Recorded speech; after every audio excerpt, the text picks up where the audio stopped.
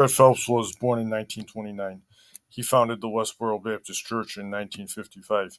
He died in 2014. Phelps was a Democrat politician who ran for several different offices, including an attempt to run for the U.S. Senate and three attempts to run for governor of Kansas. Phelps was also a civil rights lawyer who at one point was working on one-third of Kansas's docket for civil rights cases. He received awards from the NAACP for his work. It is especially notable that Fred Phelps had connections to Al Gore. Phelps even provided rooms for Gore's campaign workers at one point. And at another point, Gore held a fundraiser at Fred Phelps's home in Topeka, Kansas. Though the official narrative is that Phelps turned on Gore after Gore's political stances changed. Some may see this connection and its alleged dissolution as circumstantial evidence in making the case that Fred Phelps's Westboro Baptist Church was a government snow job. Look up the term.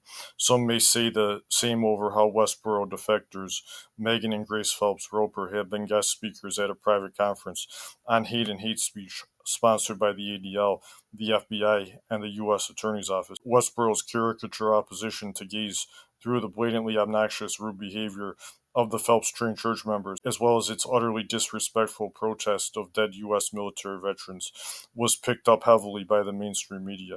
This has caused multitudes to automatically associate Christian opposition to gay pride and to even associate all Christian public preaching and sign holding with the outrageous behavior of the Westboro Baptist members. This in turn provided an excuse to call all Christian opposition to homosexuality hateful and to equate acceptance thereof with real Christianity, in quotes, and genuine compassion, in quotes. The media coverage of Westboro Baptist Church protests also garnered sympathy for the Roman Catholic Church, the modern nation of Israel, and the cause of Zionism overall, due to the Westboro Baptist Church's caricature opposition to these as well. Yet perhaps there really is nothing highly suspicious about the untold national and international media coverage of a small group from Kansas with a founder with involvement in high-level politics, in notable leftist legal activism, and a connection to a politician who would have to be part of the deep state if such a thing exists at all. Perhaps it is reasonable to conclude that Phelps wasn't part of a twisted agenda to socially engineer sympathy for gay pride, to pave the way for an ecumenical one world church under the control of the Pope, and to give cover for the banking cartel which some believe is ruling the world through its hold on deep state political operations guiding most national governments.